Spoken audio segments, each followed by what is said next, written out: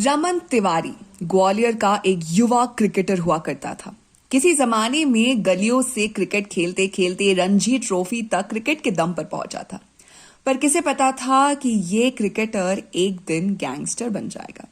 रमन तिवारी का जन्म ग्वालियर शहर के एक छोटे घर में हुआ था। उसके पिता सरकारी दफ्तर में काम करते थे और मां घर चलाती थी।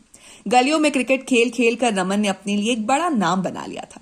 अब प्रोफेशनल क्रिकेट की ओर बढ़ रहा था और उसमें भी नाम कमा रहा था। रणजी ट्रॉफी तक पहुंचकर उसने अपने माता पिता और पूरे ग्वालियर शहर का नाम ऊंचा कर दिया था। पर यह नाम ज्यादा दिनों तक ठहर नहीं पाया। क्रिकेट के लॉकर रूम में रमन को कई दफा ऐसे लोग मिलते जो सफेद पैकेट में आपस में कुछ बांट रहे होते। रमन जवान ब्लड से भरपूर था और हर वो चीज ट्राई करना चाहता था जो उसे छोटे शहर में रहकर नहीं मिल पा रही थी। ऐसे ही एक लॉकर रूम मीटिंग में उसने पहली बार ड्रग्स के स्निफ लगाए। टेबल पर लाइंस बिछाकर सफेद पाउडर के नशीले जहर को दोस्तों के साथ किसी तरह खींच लिया। जब पहली बार किया तो पीयर प्रेशर के नाम पर कर दिया, पर कब यह सब उसकी आदत बन गई उसे पता भी नहीं चला। इसी सब का पता चलने के बाद क्रिकेट बोर्ड ने उसे बैन कर दिया और वो वापस ग्वालियर आ गया। पर एक प्यासे को हमेशा कुएं की तलाश होती ही है, वैसे ही रमन को भी ड्रग्स की तलब ड्रग माफिया तक खींच लाई थी। उसने ये भी महसूस करा कि ड्रग्स की हेराफेरी में बहुत पैसा है। ग्वालियर की एक खतरनाक ड्रग डीलर से उसने मीटिंग की और अपने काम को अंजाम देने के लिए उनसे नेगोशिएशंस भी कर लिए। अब ड्रग माफिया के लिए ग्वालियर शहर और उसके आसपास के इलाकों में युवाओं तक पहुंचाता था और बदले में कुछ ड्रग्स और खूब सारे पैसे बटोर लेता था।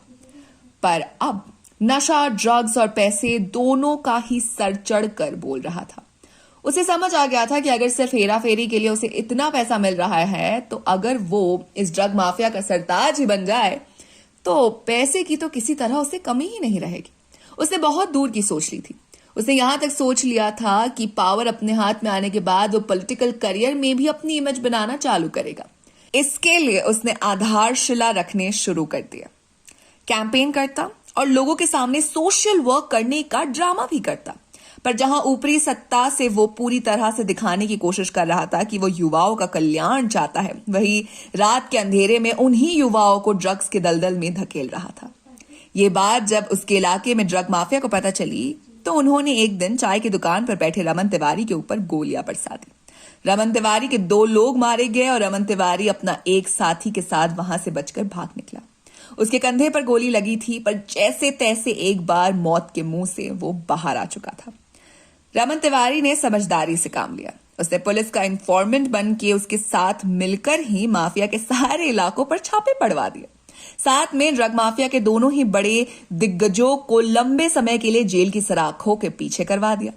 अब रमन तिवारी के सामने कोई टिकने वाला नहीं था। उसने अपने जमा किए हुए सभी कनेक्शन से अपना वर्चस्व पूरे शहर में बढ़ा लिया।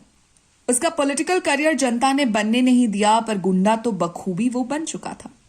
उसने ग्वालियर में ही अपने लिए बड़ी सी कोठी बनवा ली थी और उसमें किसी नेता की तरह ही दरबार लगाया करता था।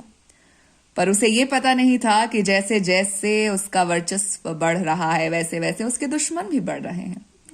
दोनों ही ड्रग माफिया जिन्हें उसने जेल भिजवाया था पैरोल पर छूट गया। दोनों का कुछ भी खाक नहीं रहा था।